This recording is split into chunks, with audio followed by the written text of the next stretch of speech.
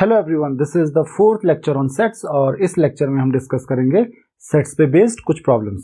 तो generally sets पे बहुत ज़्यादा डिफिकल्ट प्रॉब्लम्स बनती नहीं है, लेकिन कुछ क्वेश्चंस आते हैं जिनमें आपको कुछ प्रूव करना होता है, तो उसका एक बहुत सिंपल मेथड होता है। तो ऐसे कुछ क्वेश्चंस हम लोग आज डिस्कस कर लेते हैं।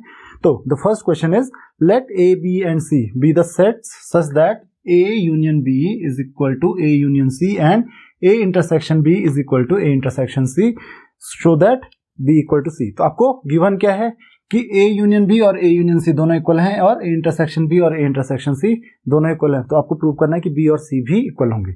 तो देखिए क्वेश्चन नंबर 1 को इसको हम कैसे प्रूव कर लेते हैं। तो मान लेते हैं लेट कोई एलिमेंट है x, x belongs to B, x B का एक एलिमेंट है। तो इसका मतलब क्या हो गया कि अगर एक्स बी का एलिमेंट होगा तो x will also belong to what, A union B, क्योंकि ए यूनियन बी में तो बी आएगा ही आएगा, B is a part of A union B. तो अगर वो बी में आता है तो ए यूनियन बी में तो आएगा ही आएगा एक्स। तो इसलिए हम ऐसा लिख सकते हैं। तो ए यूनियन बी किसके इक्वल है, ए यूनियन सी के। तो आप ऐसे लिख सकते हैं a x is a element या फिर x belongs to A union C. तो ए यूनियन सी को भी बिलोंग करेगा। अगर ए यूनियन बी को बिलोंग कर रहा है तो ए यूनियन सी को बिलोंग करेगा ही, क्योंकि ए यूनियन बी और ए यूनियन सी दोनों सेम ही हैं। देन तो इसका मतलब क्या होता है, आप कह सकते हो कि देयरफॉर एक्स बिलोंग्स टू ए और एक्स बिलोंग्स टू बी। या तो एक्स ए का एलिमेंट है या फिर एक्स बी का एलिमेंट है, या आप ऐसे कह सकते हो यहाँ पे एक्स बिलोंग्स टू ए या एक्स बिलोंग्स टू सी। या तो एक्स ए का एलिमेंट होगा या फिर सी का एलिमेंट होगा। और इससे आप क्या कह सकते हो कि x बिलोंग्स टू ए या फिर x बिलोंग्स टू सी। अच्छा, अब मान लेते हैं कि इफ अगर ऐसा है कि x बिलोंग्स टू ए, अगर x a का एलिमेंट होगा तो x b का भी एलिमेंट होगा। तो देन क्या होगा, x will belong to b, b को तो बिलोंग करता ही करता है क्योंकि हमने तो एज्यूम तो यही किया है। तो क्या हो जाएगा, इसका मतलब क्या हो जाएगा कि x is a part of a intersection b, क्योंकि अगर a का है तो b का भी होगा ही होगा और a एंड b दोनों का हो गया। तो इसका मतलब a एंड b क्या हो गया, a इंटरसेक्शन b। अगर ऐसा होगा तो ये क्या इंप्लाई करता है, ये इंप्लाई करता है कि x belongs to a intersection c, x a intersection c का पार्ट होगा, क्योंकि a इंटरसेक्शन b और a इंटरसेक्शन c दोनों क्या है, सेम है। तो इसका मतलब क्या हुआ, x belongs to a and x belongs to c। तो x a को बिलोंग करेगा और x c को भी बिलोंग करेगा। तो ये क्या कह रहा है कि अगर x b को बिलोंग करता है, यहाँ पे था let x belongs to b, तो इसका मतलब x c को भी बिलोंग करेगा। इसका मतलब x c का भी एलिमेंट है, और अगर x c का भी एलिमेंट है तो इसका मतलब क्या हुआ कि हर वो एलिमेंट जो b में है वो c में भी होगा। तो इसका मतलब क्या हो गया कि b is a subset of c, क्योंकि हर एलिमेंट जो b में है वो c में भी है। इसका मतलब क्या हुआ कि b का हर एलिमेंट c में है तो c का सबसेट हो गया b। तो इसको इक्वेशन 1 मान लेते हैं। तो यहां से हमको ये मिल गया कि b is a subset of c। अब सेम ऐसे हम दूसरे के लिए भी करते हैं, किसके लिए, y के लिए, c के लिए करते हैं कि मान लेते हैं कि y कोई एलिमेंट है कि let y belongs to c। तो अब हम मान लेते हैं कि y एक एलिमेंट है जो c का एलिमेंट है, जैसे हमने x b का एलिमेंट माना था, और सेम वही ऑपरेशन यूज करेंगे। तो इसका मतलब क्या आ जाएगा, y belongs to A union C. भाई सी में होगा तो ए यूनियन सी में होगा ही होगा। तो इसका मतलब क्या हुआ कि y belongs to A union B, तो y ए यूनियन बी में भी होगा। अब आगे बढ़े हम इससे, तो इससे क्या हमको कंक्लूजन मिलता है, इसका मतलब क्या हुआ कि अगर हम मान लेते हैं कि if y belongs to A and, क्योंकि y या तो क्या होगा, y बिलोंग्स टू ए या फिर y बिलोंग्स टू सी, या फिर y c में होगा। और यहां से हमको क्या मिला, y बिलोंग्स टू ए या फिर y बिलोंग्स टू b, या तो a में होगा या फिर b में होगा। तो y या तो a का पार्ट होगा या तो b का और c का पार्ट होगा। तो अगर y a को बिलोंग करता है देन आपको पता है y बिलोंग्स टू c। तो क्योंकि आपको ऑलरेडी पता है कि अगर y a को बिलोंग करता है तो y c को तो बिलोंग कर ही कर रहा है, क्योंकि y c का एलिमेंट है, वो हमने पहले ही अज्यूम किया है। तो इसका मतलब क्या हो गया, it implies that y is an element of a intersection c। उस केस में y a इंटरसेक्शन c को बिलोंग करेगा। और अगर ऐसा हुआ तो इसका मतलब y belongs to a intersection b, क्योंकि a इंटरसेक्शन c और a इंटरसेक्शन b दोनों इक्वल हैं। और यहाँ से आप क्या प्रूव कर सकते हो कि y belongs to a and y belongs to b। तो y a का भी एलिमेंट होगा और y b का भी एलिमेंट होगा। तो अब पता चल गया y b का भी एलिमेंट होगा अगर c का एलिमेंट हुआ तो, और अगर y b का एलिमेंट हुआ तो इसका मतलब क्या हुआ, it implies that c is a subset of b। तो इसका मतलब क्या हो गया, c b का सबसेट है। क्यों? क्योंकि हर वो जो एलिमेंट, अगर y c का एलिमेंट है तो y b का भी एलिमेंट होगा। इसका मतलब हर वो जो एलिमेंट जो c में है वो b में भी होगा ही होगा। तो ये एक केस था, ये सेकंड केस है फ्रॉम 1 and 2। तो आप यहाँ पे देख रहे हो कि जो b है वो c का सबसेट है और जो c है वो b का सबसेट है। ऐसा कब हो सकता है? ऐसा तभी हो सकता है कि जब b और c दोनों इक्वल होंगे। तो ये प्रूव हो गया। तो ये है इसका सॉल्यूशन। दूसरा क्वेश्चन इसी तरीके से आपके पास है, assume that pa equal to pb, show that a equal to b। pa का मतलब क्या होता है, पावर सेट ऑफ a। तो power set of a is equal to power set of b। तो आपको प्रूव क्या करना है, जो क्वेश्चन नंबर 2 है उसमें आपको प्रूव क्या करना है कि a इक्वल टू b भी होगा अगर पावर सेट ऑफ a और पावर सेट ऑफ b दोनों क्या हैं, इक्वल हैं। सबसे पहले इसके लिए आपको पावर सेट की डेफिनेशन पता होनी चाहिए। वो आपको ऑलरेडी पता है। पावर सेट क्या होता है? पावर सेट ऑफ a का मतलब क्या हुआ कि set of all subsets of a। तो a के जितने भी सबसेट्स होंगे उनका अगर आप एक सेट बनाओगे तो एक पावर सेट बनेगा। तो इसका मतलब क्या हो गया, a के जितने भी सबसेट्स हैं वो पावर सेट के एलिमेंट होंगे, पावर सेट को बिलोंग करेंगे।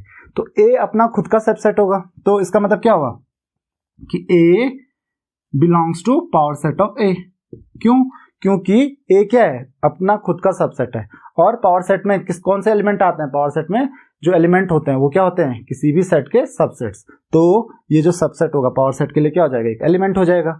उसी तरीके से इसका मतलब क्या हो गया, अगर a power set of a का एलिमेंट है तो इसका मतलब क्या हो गया, a belongs to power set of b। क्यों? क्योंकि पावर सेट ऑफ a और पावर सेट ऑफ b दोनों इक्वल हैं, pa इक्वल टू pb। तो pa की जगह पर आप pb लिख सकते हो। और अगर ऐसा हुआ तो इसका मतलब क्या हुआ, अगर a power set of b का एक एलिमेंट है, इसका मतलब क्या हुआ कि a जो है पावर सेट ऑफ b में कौन एलिमेंट्स आएंगे, पावर सेट ऑफ b में एलिमेंट्स वो होंगे जो b के सबसेट्स होंगे। तो इसका मतलब क्या हुआ कि जो a है वो भी क्या है, b का सबसेट है। तो ये क्या इंप्लाई करेगा कि a is a subset of b। तो a हो गया b का सबसेट। तो इसको 1 मान लीजिए, राइट। अब यहां से देखते हैं, तो मान लेते हैं जो b है, b बिलोंग्स टू pb। जो b होगा वो पावर सेट ऑफ b का एक एलिमेंट होगा, क्योंकि पावर सेट ऑफ b में b के सारे सबसेट्स आते हैं और b खुद अपना भी एक सबसेट है। तो b क्या होगा, एक एलिमेंट हो जाएगा pb में। तो ये आपको समझ में आ गया होगा। अब क्योंकि b बिलोंग्स टू pb तो आप कह सकते हो b बिलोंग्स टू pa। क्यों? क्योंकि pa और pb दोनों इक्वल हैं। आप ब्रैकेट में रीजन भी लिख सकते हो। तो अगर b power set of a का एलिमेंट है तो इसका मतलब क्या हुआ कि जो a है, क्योंकि पावर सेट ऑफ a में कौन आते हैं, a के सारे सबसेट्स। इसका मतलब क्या हुआ, b भी क्या है, a का सबसेट हो गया। तो ये क्या इंप्लाई करता है, इसका मतलब क्या हुआ, b is a subset of a। तो ये हो गई इक्वेशन 2।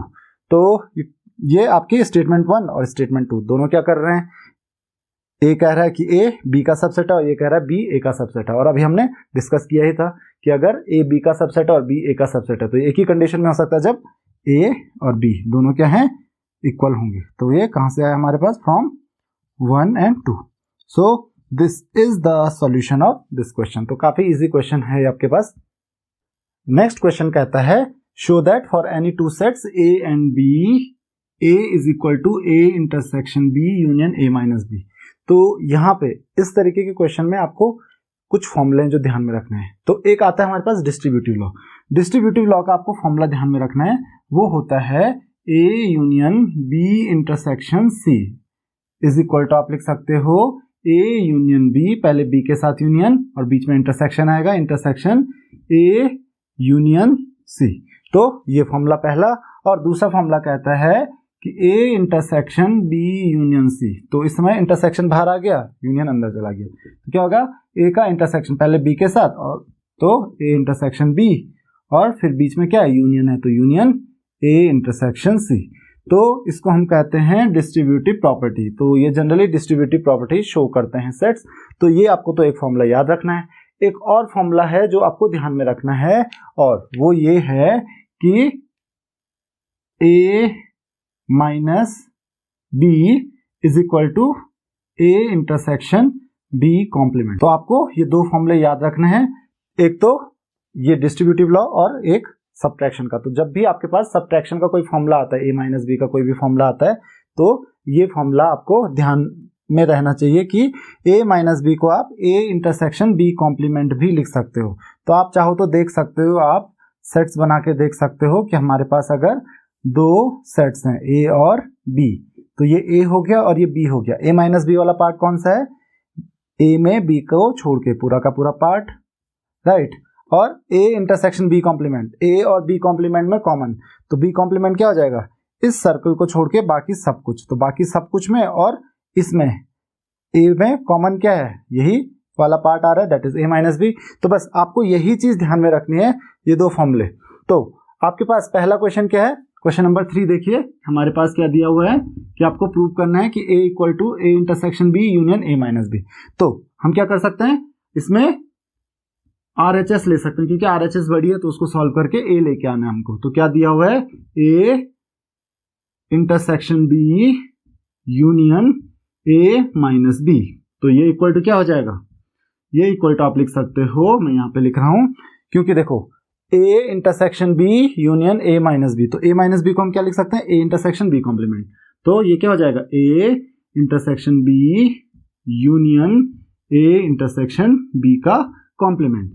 और अभी मैंने आपको बताया था फॉर्मूला क्या, कि जो फॉर्मूला होता है that is A union B intersection A union C का, और A intersection B union A intersection C।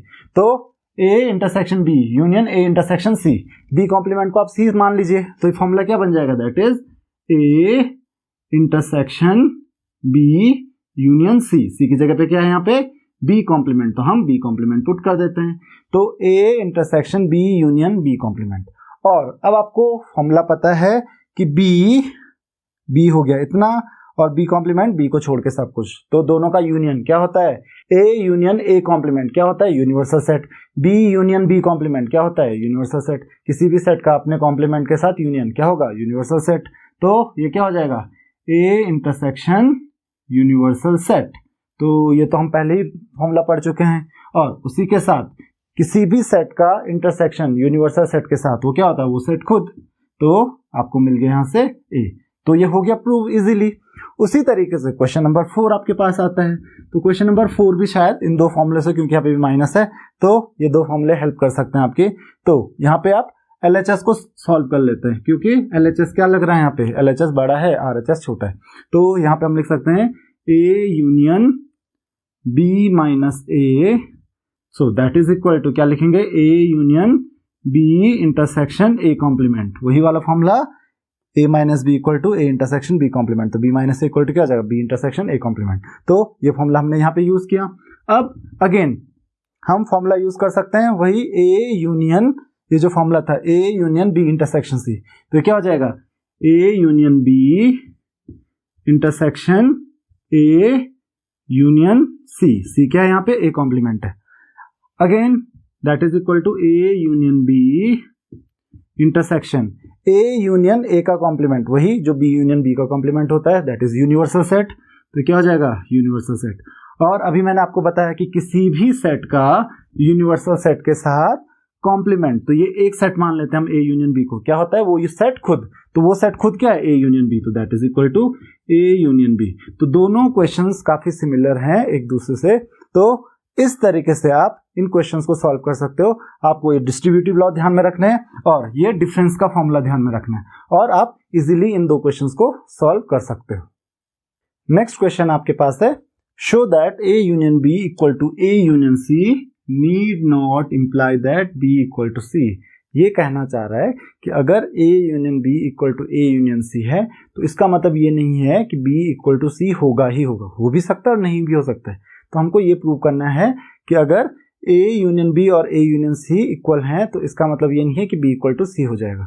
तो क्योंकि यहाँ पे हमको प्रूव करना है कि जरूरी नहीं है कि ये होगा ही होगा, तो हम एक एग्जाम्पल की हेल्प से इसको इजीली प्रूव कर सकते हैं। तो किसी चीज को अगर रॉन्ग प्रूव करना है तो जस्ट एक एग्जाम्पल आप ले लीजिए और अगर स्टैंडर्ड कंडीशंस हैं, मतलब किसी चीज़ को ट्रू प्रूव करना है, तो उसको आप एग्जाम्पल के हेल्प से प्रूव नहीं कर सकते। तो यहाँ पे तो आपको रॉन्ग प्रूव करना है। तो जस्ट एक ऐसा एग्जाम्पल ले लीजिए जहाँ पे ए यूनियन बी और ए यूनियन सी इक्वल होंगे, लेकिन बी और सी इक्वल नहीं होंगे। तो चलिए एक एग्जाम्पल ले लेते हैं। मान लेते हैं ए हमारे पास एक सेट है, ए इक्वल टू 1 2 3 4 और बी इक्वल टू मेरे पास एक सेट है 2 3 4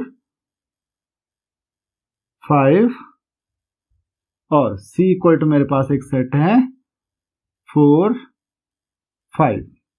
तो ये हमारे पास कुछ सेट हैं, या C मेरे पास एक और सेट हो सकता है, दैट इज 1 4 5। तो यहाँ पे आप देख सकते हैं मेरे पास 3 अलग अलग सेट और C। अब अगर मैं A यूनियन B करूंगा तो A यूनियन B में क्या क्या आएगा? तो A यूनियन B में आएगा मेरे पास 1 2 3 4 और 5। और A यूनियन C में मेरे पास क्या आएगा? A union C equal to क्या हो जाएगा? 1 2 3 4 तो ऑलरेडी है और C में 5 भी है। तो A यूनियन C और A यूनियन B यहाँ पे इक्वल है। A union B is equal to A union C, ये तो इक्वल है ही। But does it mean B is equal to C? No, but B is not equal to C। इसका मतलब अगर A यूनियन B और A union C दोनों equal हैं तो इसका मतलब हमेशा ये नहीं होगा कि B इक्वल टू C हो जाएगा। तो this is the way in which you can prove it.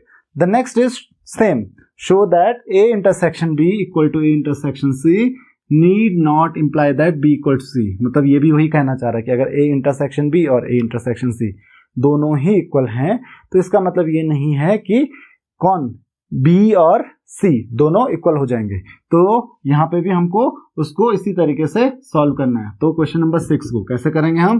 तो मान लेते हैं A एक सेट है, अगेन A एक सेट ले लेते हैं 1 2 3 4। उसी तरीके से B भी एक सेट ले लेते हैं, तो B को हम ले लेते हैं 3 4 5 6 और C को भी एक सेट ले लेते हैं, तो C को क्या ले लेते हैं 3 4 7 8। तो अब हमारे पास A intersection B, A intersection B क्या हो जाएगा? A इंटरसेक्शन B मतलब A और B में जो कॉमन है क्या है? 3 4 3 4, इसके अलावा कुछ नहीं है, 3 4। और A इंटरसेक्शन C ये क्या हो जाएगा? A इंटरसेक्शन C आपके पास हो जाएगा। A और C में देखिए क्या क्या कॉमन है? 1 2 नहीं है, 3 4 कॉमन है और इसके अलावा कुछ है नहीं। तो यहाँ पे देखिए A intersection B is equal to A intersection C, दोनों इक्वल आ रहे हैं। बट B और C दोनों इक्वल हैं? नहीं, but B is not equal to C। तो hence it shows that if A intersection B is equal to A intersection C, it does not mean that B equal to C। इसका मतलब ये नहीं है कि B equal to C होगा। हो भी सकता है पर हर कंडीशन में नहीं होगा। हमने एक क्वेश्चन किया था B और C कब होंगे इक्वल? जब A intersection B equal to A intersection C होगा और A union B equal to A union C होगा। जब इंटरसेक्शन B होंगे और यूनियन B दोनों क्या होंगे? इक्वल होंगे, तभी जाके क्या होंगे? ये इक्वल हो पाएंगे। अदरवाइज अगर केवल A यूनियन B है A यूनियन C के इक्वल, या फिर केवल A इंटरसेक्शन B और A इंटरसेक्शन C इक्वल हैं, तो दोनों अगर इंडिविजुअली अलग अलग इक्वल हैं तो तब B और C का इक्वल होना जरूरी नहीं है। हो भी सकता है, ऐसा नहीं है कि बिल्कुल भी नहीं होंगे, हो भी सकता है, तब जरूरी नहीं है। बट अगर ये दोनों कंडीशन को आप कंबाइन कर दोगे तो अभी हमारे पास फर्स्ट क्वेश्चन जो था वो कुछ इसी तरीके का था कि A यूनियन B और A यूनियन C इक्वल थे और A intersection B equal to क्या था? A intersection C। तो तब उस केस में B और C इक्वल हो जाएगा। लेकिन अगर केवल A यूनियन B और A यूनियन C इक्वल हैं तो तब नहीं होगा, या फिर केवल A intersection B equal to A intersection C है तो तब B इक्वल टू C जरूरी नहीं है कि इक्वल हो। तो इस तरीके के क्वेश्चंस आप एग्जाम्पल्स की हेल्प से सॉल्व कर सकते हो। तो इस लेक्चर में फिलहाल इतना ही। नेक्स्ट लेक्चर में हम स्टार्ट करेंगे रिलेशंस एंड फंक्शंस। तो आपके अगर सेट से रिलेटेड कोई भी क्वेरीज हैं तो आप मुझे कमेंट सेक्शन में पूछ सकते हैं। Thank you very much.